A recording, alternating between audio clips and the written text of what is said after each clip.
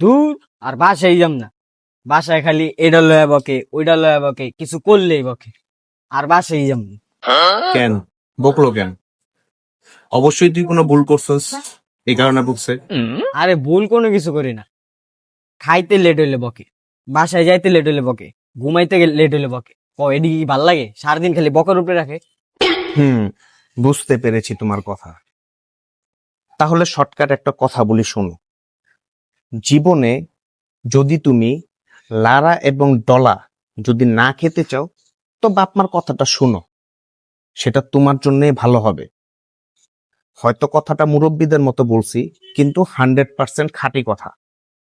এখন তুমি যদি জীবনে তুমি ভালো কোনো উদ্দেশ্য ছাড়া তুমি যদি সামনের দিকে অগ্রসর হতে থাকো, তাহলে তোমার কি হবে?